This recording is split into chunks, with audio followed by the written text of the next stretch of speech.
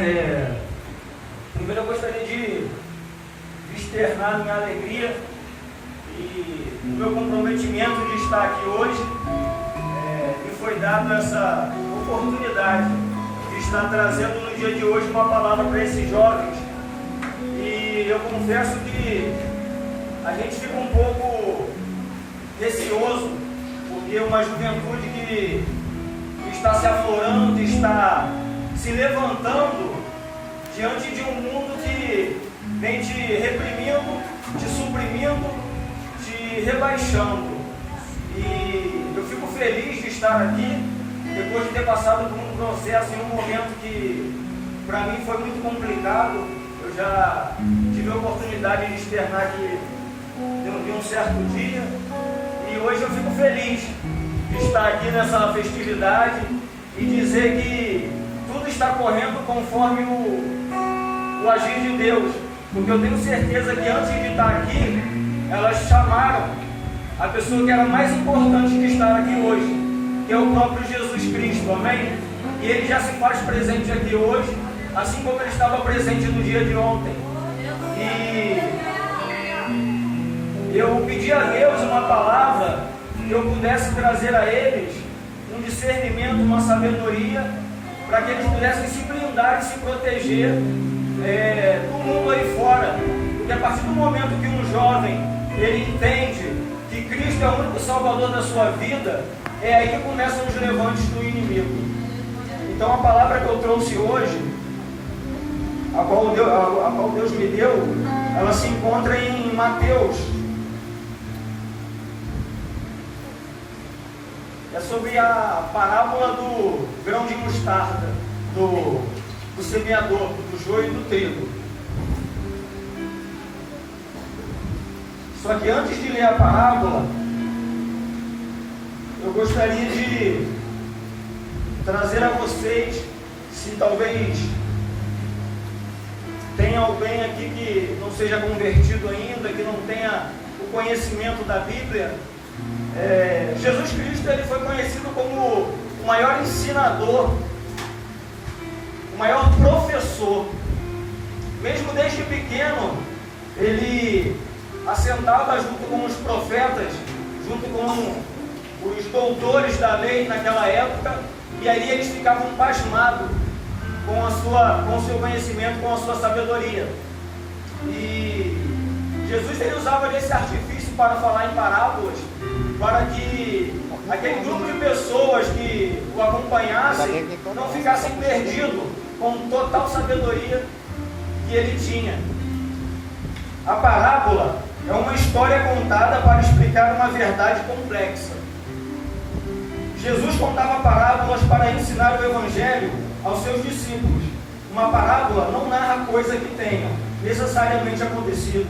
São histórias ilustrativas que revelam verdades profundas. Ao longo da palavra de Deus, Ele nos trouxe várias parábolas, muitas aqui no livro de Mateus, e algumas são a respeito da salvação, na parábola do semeador, outras sobre o reino do céu, que fala sobre a parábola do grão de mostarda. E assim Ele veio nos trazendo a sabedoria para aqueles que estavam ali. Muitos dos que seguiam Jesus eram de pouco ou nenhum estudo.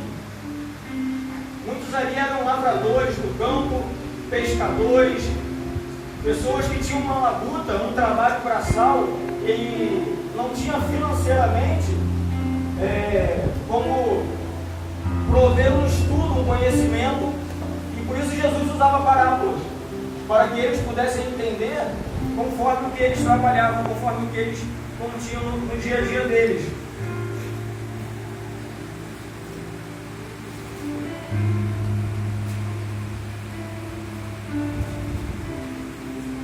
Aleluia!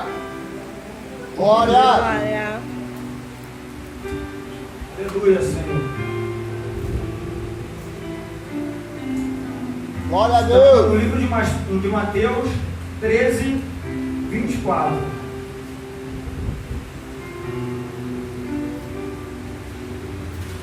Aqueles que quiserem ler, acompanhar, fiquem à vontade.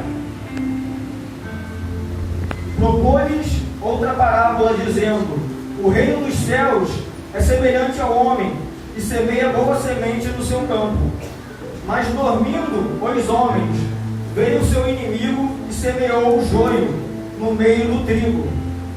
Retirou-se, e quando a erva cresceu e frutificou, apareceu também o joio. E os servos do pai de família, indo ter com ele, disseram-lhe: Senhor, não semeoustes tu no teu campo boa semente? Por que tem então joio? E ele lhes disse: o inimigo é quem fez isso. E os servos lhe disseram: queres, pois, que vamos arrancá-lo? Porém ele lhes disse: não, para que o colher o joio, não arranquei também o trigo com ele. Deixai crescer ambos juntos até a ceifa. E por ocasião da ceifa direi aos ceifeiros: colhei primeiro o joio e atai-o em molhos para o queimar, mas o trigo ajuntai-o no meu celeiro. A palavra do Senhor, ele vem trazendo uma parábola através de um semeador. E conforme a multidão ia se dissipando, depois de horas de ensinamento, fica claro que muitos ali não compreendiam ou não procuravam entender. Só que tudo que Cristo nos fala, nós procuramos ter que nos aprofundar na palavra dele. E assim, se como vocês e como eu, a gente acaba ficando perdido numa parábola dessa, os discípulos dele também ficaram. E mais à frente, quando estavam próximos a ele, dentro de sua casa, eles pediram a Cristo que revelasse a parábola a eles. E assim é com você e comigo. Toda palavra que é dita aqui, mesmo que já tenha um ensinamento, mesmo que já tenha uma explicação, quando você chegar em casa, peça a Deus que Ele revele ao seu coração aquilo que Ele precisa falar com você. Porque quando nós trazemos uma palavra aqui, nós conseguimos distribuir para a igreja inteira. Mas procure saber o que Cristo Ele quer falar com você, no seu pessoal, no seu íntimo. Eu vou estar lendo aqui para agregar a nossa leitura. O que semeia a boa semente é o Filho do Homem. Essa expressão, o Filho do Homem, muitas vezes é usada no Evangelho para representar o próprio Cristo, o nosso Salvador. O campo é o mundo.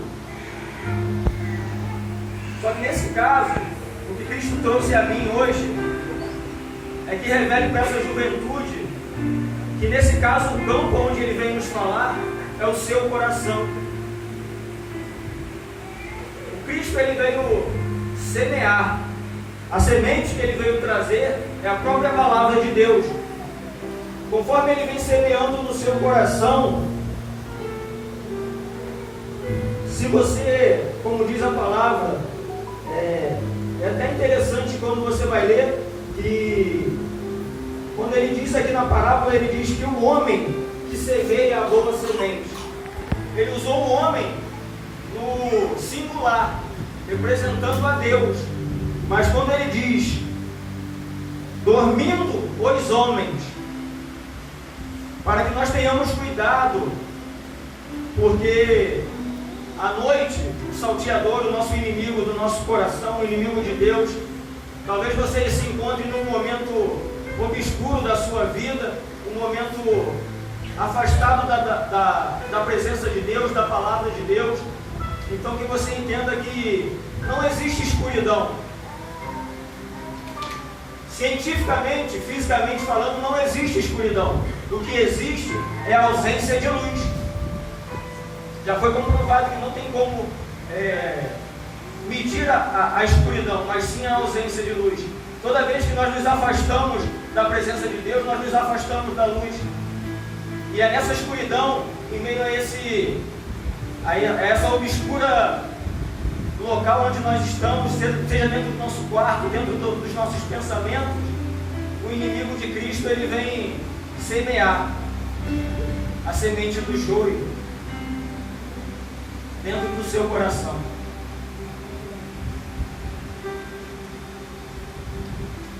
A boa semente são os filhos do reino. A partir do momento que você deixa de lado todas as mazelas, as setas que o inimigo te lança, você começa a entender que você é filho do reino, você é filho de Deus. Talvez você esteja se perguntando o que é o joio, e para que a gente não fique perdido, eu também fui procurar. O joio é uma planta que se parece muito com o trigo quando brota, mas quando a semente do trigo serve para fazer farinha, para produzir pão, a semente do joio não é boa para comer. A semente do joio ela é uma erva daninha, ela é um veneno, que muitas das vezes, quando é plantada em meio ao trigo, por você não saber distinguir o que é um e o que é outro, ela começa ali a se nutrir dos alimentos que te fariam bem para o trigo.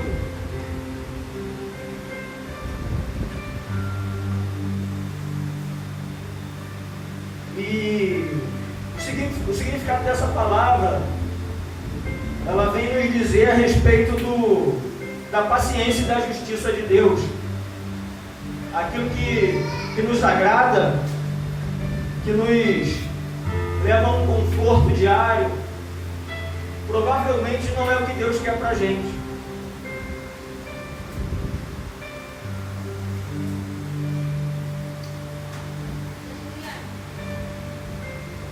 A ceifa é o fim do mundo. Tudo que essa igreja tem pregado é a respeito de salvação, porque nós cremos que, assim como diz a Bíblia, o fim ele está próximo. E os jovens que estão aqui não podem se perder. Nós buscamos entender que, se a palavra de Deus ela é verdadeira, nós precisamos crer que o fim ele está próximo. Hoje em dia, com o auxílio da internet, a palavra ela está sendo pregada em todos os 4 cantos. E a palavra diz que quando for pregada em todos os 4 cantos a palavra de Deus, o fim estará cada vez mais próximo. E assim como o ceifeiro, que são os anjos, assim como o joio é colhido e queimado no fogo, assim será a consumação deste mundo. Mandará o Filho do Homem os seus anjos, e eles colherão do seu reino, e que cometem iniquidade, e eles colherão do seu reino todo o que se causa escândalo, e os que cometem iniquidade.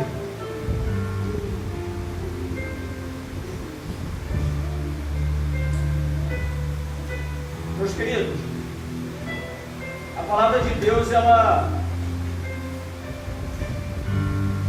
tem que trazer luz para as nossas vidas.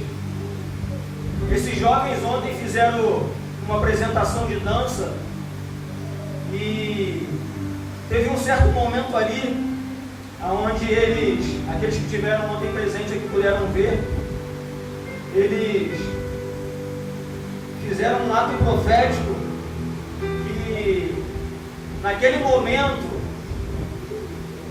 houve um estrondo no mundo espiritual. Porque o inimigo, por falhar várias vezes em tentar destruir o projeto principal de Deus, que é a família, ele começa a atingir o núcleo, aquela base onde pode fraquejar um pai e uma mãe, que é o seu filho. O jovem ele tem que se guardar a todo momento, a todo tempo, e o que esses jovens fizeram ontem pode trazer uma grande retaliação do mundo espiritual, e para que elas possam vigiar, para que elas possam se guardar o seu coração na palavra do Evangelho, na palavra de Deus,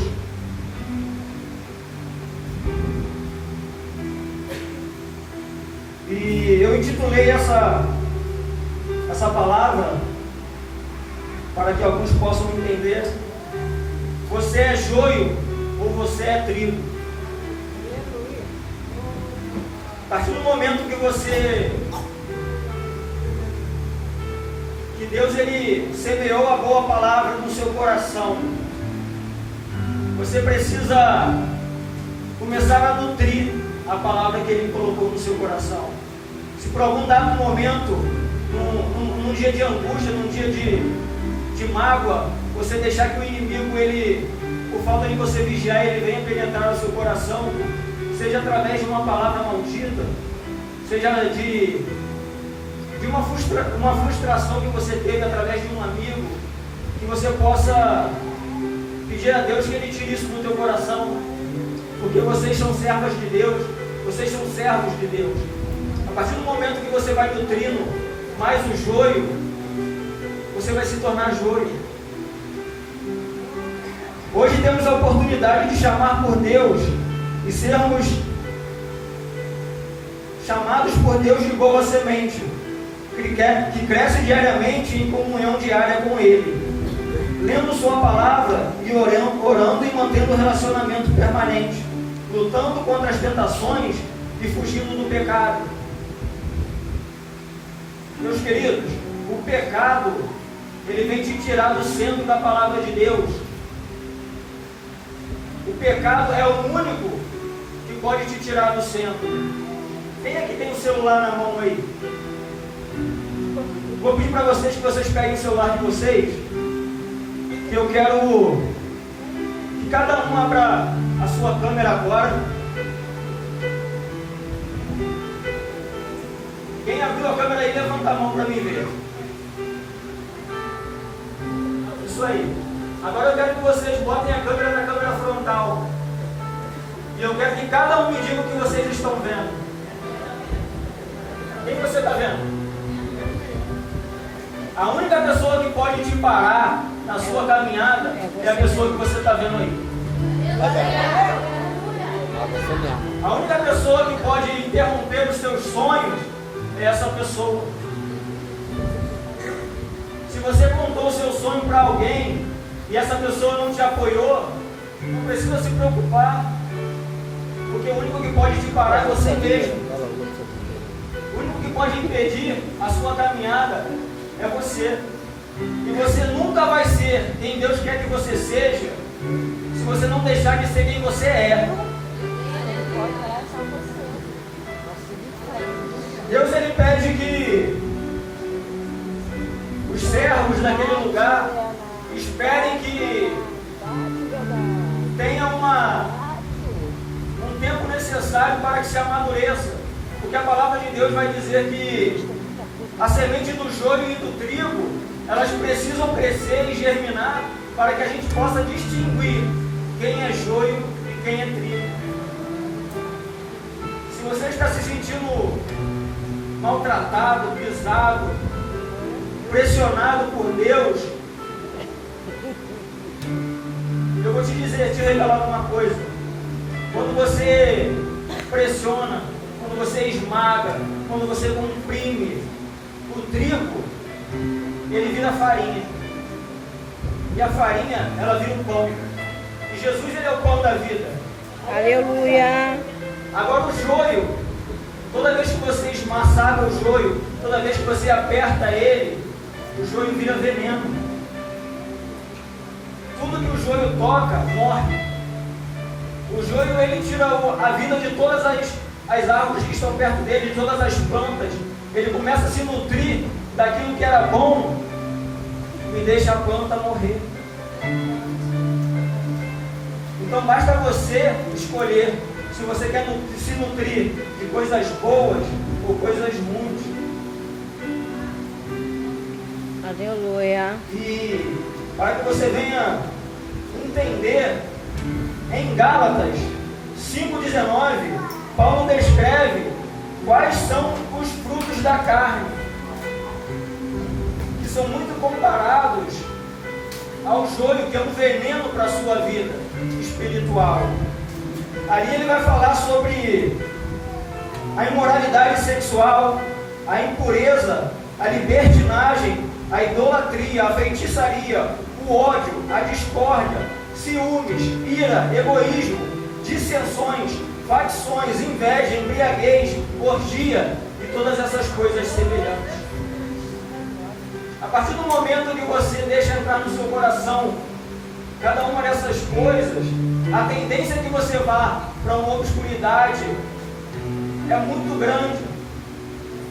Por isso que tem, se eu não me engano, tem uma palavra que diz que as más conversações corrompem os bons costumes. As más companhias vão te levar para um lugar que talvez você vai se arrepender. Tem um homem na Bíblia, se eu não me engano, eu acho que seria o único na Bíblia, que ele foi curado não pela fé dele, mas pela fé de seus amigos. Jesus geralmente, quando ele ia curando as pessoas, ele falava: vá, a tua fé te salvou. Mas para esse homem ele falou: vá, a fé dos seus amigos te salvou. Então, você precisa se rodear de pessoas que te levem para um bom caminho. Vocês jovens que estão aqui, cada um de vocês precisa ser luz naqueles que estão na obscuridade. Vocês precisam saber semear a boa semente no coração dos seus amigos, seja na escola, seja numa festa, onde você estiver, é lugar para falar da palavra de Deus.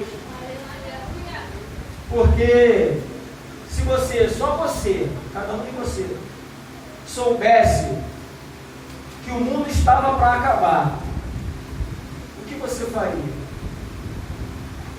Você ia guardar para você? Você ia se salvar sozinho? Ou você ia querer levar todos os seus familiares, todos os seus amigos, todas as pessoas que você ama? E é isso que a igreja de Cristo tem feito. Aleluia.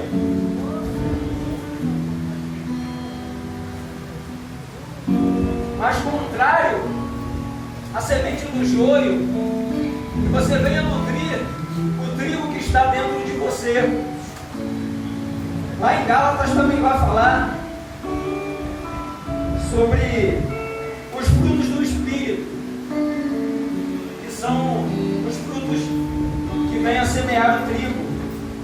E ele é o amor, a alegria, a paz, paciência, amabilidade, bondade, fidelidade, mansidão e domínio próprio. Nós precisamos compreender que Jesus, ele quando veio transformar a nossa vida, ele trouxe apenas dois testamentos que ele modificou, e o núcleo central deles dois é o amor, porque a palavra de Deus, ela é amor.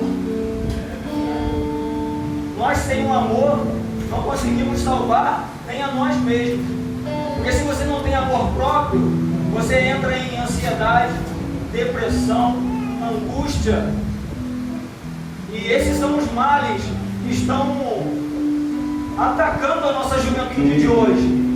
Nós precisamos entender que ao blindar o nosso coração, que é a seara, nós precisamos nos revestir de amor. Se eu não posso trazer amor para o meu coração, como é que eu vou amar o meu próximo?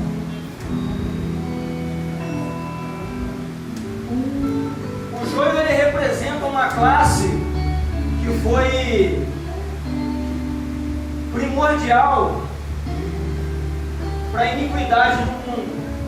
O joio, ele representa o próprio Satanás, o próprio diabo, que foi o joio principal. Mas às vezes a gente se pergunta por que Deus, ele tem deixado a iniquidade tomar conta do mundo. Por que você vê tantas pessoas sendo ruins umas com as outras?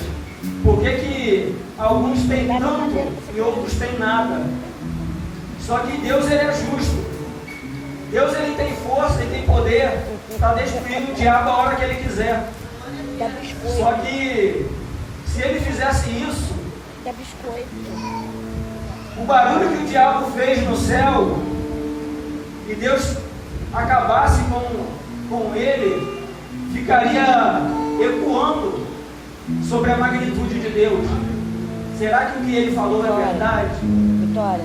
Será que o que ele pronunciou aqui no céu é verdade? Porque Deus, ele foi tão furioso, tão árduo na sua potência de eliminar o diabo. Então Deus, ele puniu o inimigo para que ele descesse. Só que ele já havia contaminado alguns. E são esses que ele usa para entrar na calada da noite e colocar coisas no seu coração.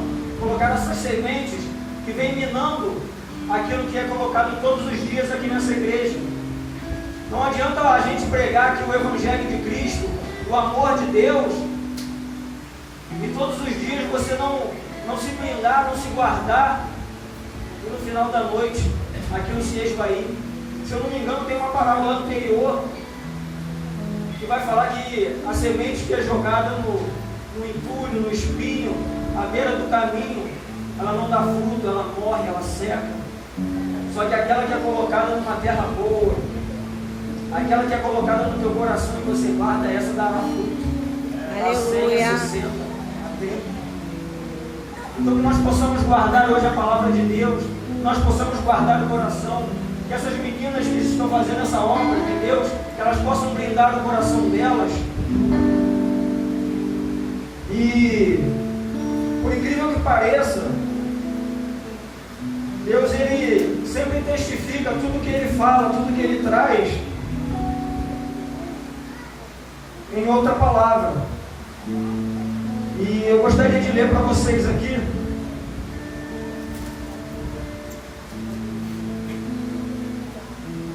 é um livro que poucos leem. Eu mesmo quase não tenho lido esse livro. É o livro de Apocalipse. E se encontra em Apocalipse 14. Ele vai falar: e olhei, e eis que uma nuvem branca, e assentado sobre a nuvem, um semelhante ao Filho do Homem, que tinha sobre a cabeça uma coroa de ouro, e na mão uma foice aguda. E outro anjo saiu do templo, clamando em grande voz, que estava sentado sobre a nuvem: lança a tua foice e cega, e a vinda a hora de cegar, porque já a seara da terra está madura.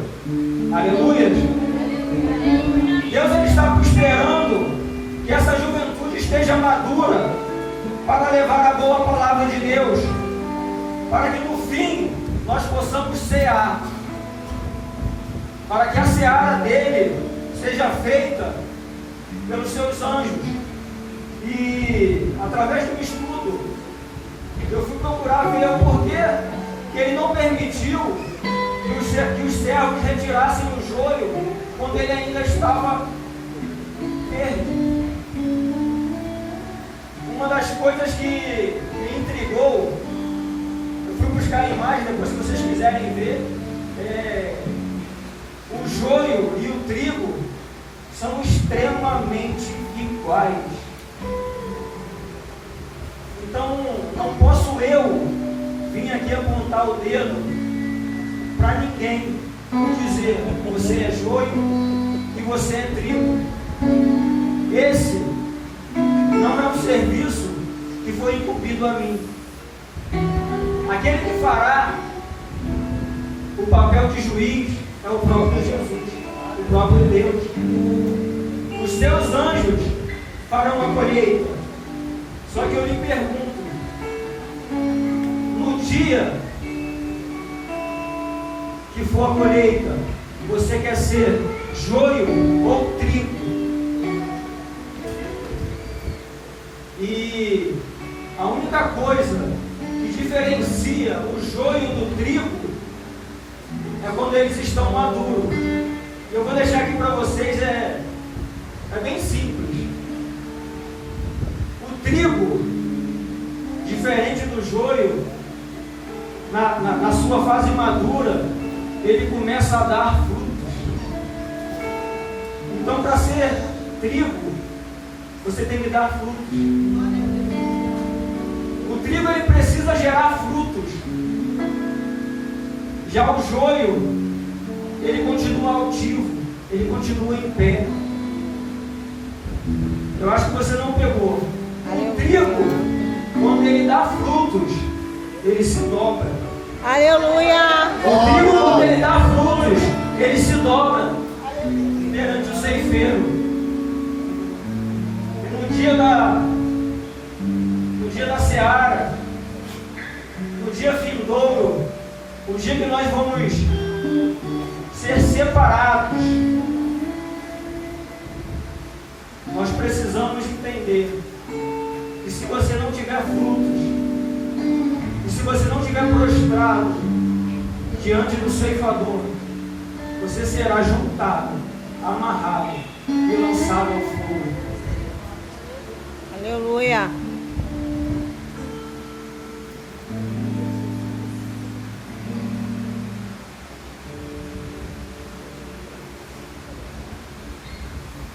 Glória a Deus. Aleluia. Aleluia, Deus.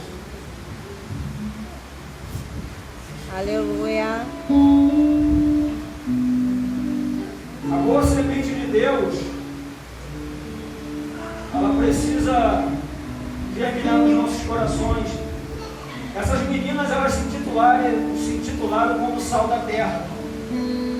E naquela época, 3 ingredientes eram necessários para fazer os pães: a farinha de trigo, o sal e a água. Jesus, ele vem representando a água da vida. E tem uma peculiaridade sobre o sal que poucos falam. O sal antigamente ele era muito usado para manter os alimentos, principalmente as carnes dos animais, que elas não entrassem em decomposição e tivessem um tempo de uso, de bom uso, muito maior. Só que tem uma peculiaridade que poucos falam. O sal, ele causa sede. E é isso que nós temos que causar nessa juventude que está aí fora. Quem aqui consegue comer uma colher de sal e não beber um copo d'água ou uma garrafa de água?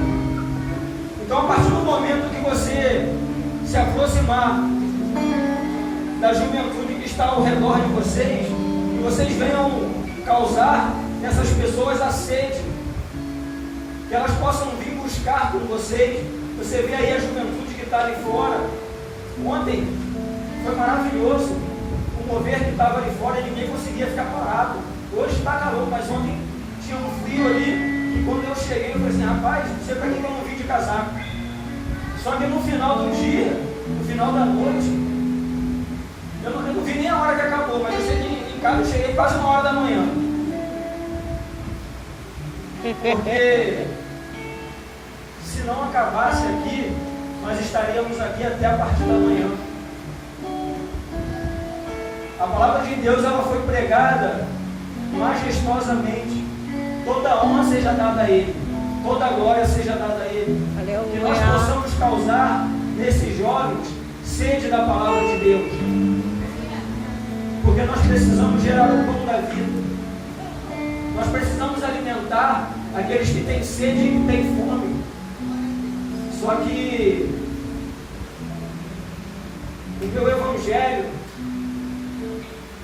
ele, por incrível que pareça, ele não é o mesmo pregado em algumas igrejas. Muitas igrejas têm pregado no evangelho de oba-oba, de aqui você tudo pode, venha como estás e continue assim. Só que essa Bíblia aqui, ela foi um presente do meu pastor.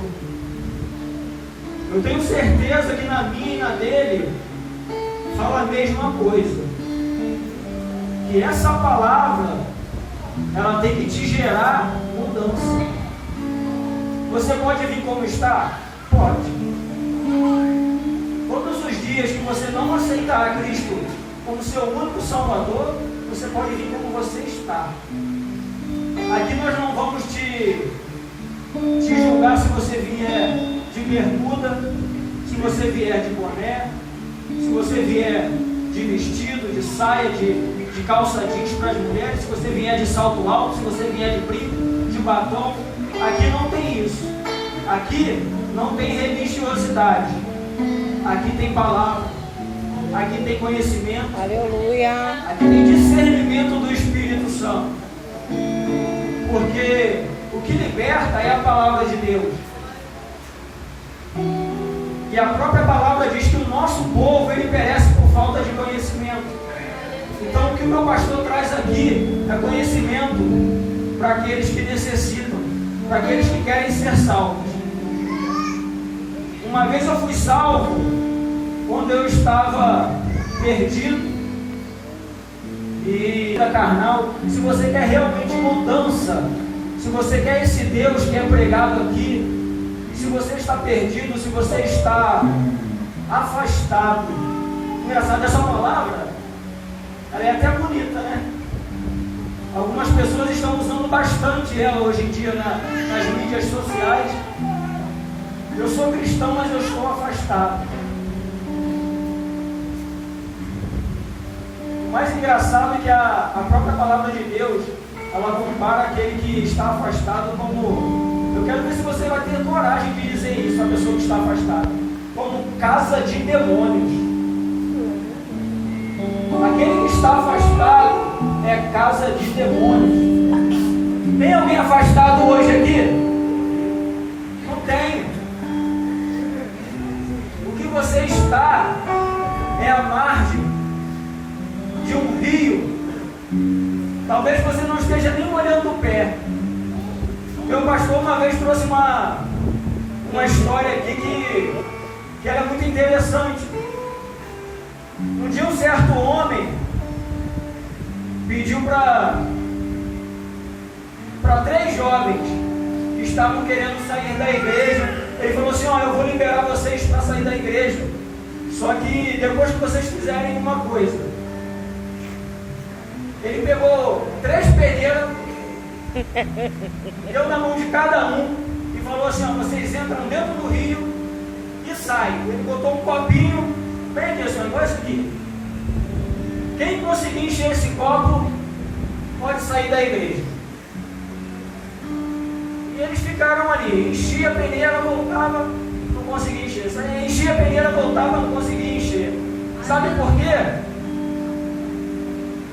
Depois de algumas horas, os 2 primeiros ficaram frustrados, porque a juventude tem muito disso. Ela se frustra rápido. Só que Deus, ele tem o seu próprio tempo. Deus, ele não depende do que você quer. Ele não depende da hora que você quer. E aqueles 2 primeiros jovens se frustraram porque não conseguiam e foram embora. Largaram as suas peneiras e foram embora.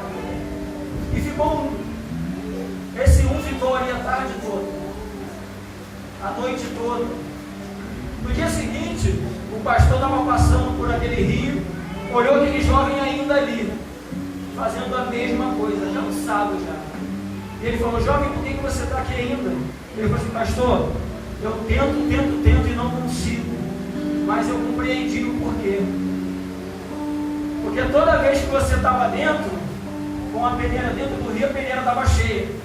Mas toda vez que você saía de dentro do ribeiro, de dentro do rio, a peneira se esvaziava. Então fica difícil você encher um copo que está fora de uma peneira. Então, por isso que nós temos que todos os dias buscar incessantemente a palavra de Deus. Porque a palavra de Deus, ela é a água da vida. Toda vez que você se joga dentro da água de Deus, você se reveste e você se enche. Mas a partir do momento que você vai se afastando disso, talvez você fique 1, 2, 3 dias, aleluia, sem a palavra de Deus, a água vai se esvaindo de você. Verdade. A água ela vai te abandonando. A palavra de Deus ela vai se esvaziando de você. A partir do momento que você não buscar insaciavelmente, com sede, você se esvai da presença de Deus. Mas talvez você esteja afastado porque alguém tenha te feito. Aleluia. Talvez você esteja afastado porque alguém te magoou dentro da igreja, alguém te feriu, alguma palavra que foi de encontro a você, algum olhar, alguma atitude. Nós precisamos relevar, irmão, porque Deus nessa parábola ele nos ensina que se no mundo vai ter o joio e o trigo, a igreja que está aqui também vai haver joio e trigo. Não estou dizendo que ninguém aqui é venenoso, só que talvez tenha um irmão que esteja agindo, como Débora falou na quarta-feira, com mentiras, com mentirinhas, talvez uma fofoca gospel, talvez uma inveja santa, e talvez isso tenha te afastado da presença de Deus. Talvez você chegou num dia triste, precisando de um abraço, e você não encontrou. Mas nós precisamos relevar, porque aqui ninguém é melhor que ninguém. Todos nós estamos na nossa própria caminhada, na nossa própria batalha, na nossa própria corrida. Nós precisamos entender que cada um tem o seu ponto de partida. E a partir do momento que você procurar tentar sempre se encher, ao invés de encher o copo, você não vai olhar para o irmãozinho ou para a irmãzinha que não te deu a paz do Senhor, que talvez te olhou de cima a baixo, reparando a roupa que você veio. Seja isso em qualquer igreja, tá, irmão? Não estou falando aqui da minha, não, porque nós temos visitantes, temos pessoas que são de outras igrejas, pessoas que estão afastadas. Você precisa relevar. Deus, ele é amor. Nós precisamos entender que para ser curado basta a ação. Nós entendemos que nós precisamos orar, mas tem hora que precisamos também ter a ação.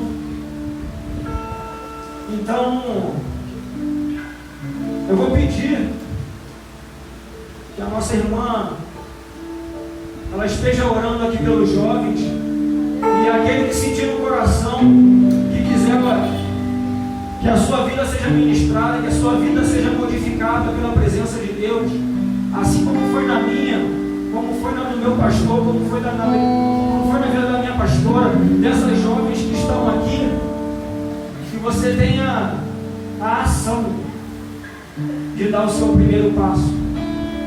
Porque para quem está lá fora pode até parecer um pouco mais difícil, mas se você precisar, se você aí fora não tiver coragem, é só você levantar a mão, que eu vou pedir para uma das meninas que está aqui e aí te buscar, seja você onde estiver, porque no dia de hoje nós vamos quebrar as barreiras, quebrar as correntes que estão te impedindo de ser salvo. Amanhã, pela manhã, terá o café da manhã com essas meninas aqui, ó, com essa juventude. Todos estão convidados, porque eu tenho certeza que a partir de amanhã essa juventude vai estar muito maior do que ela está hoje aqui presente. Porque, meus queridos, não é um nome no registro de membros da igreja que vai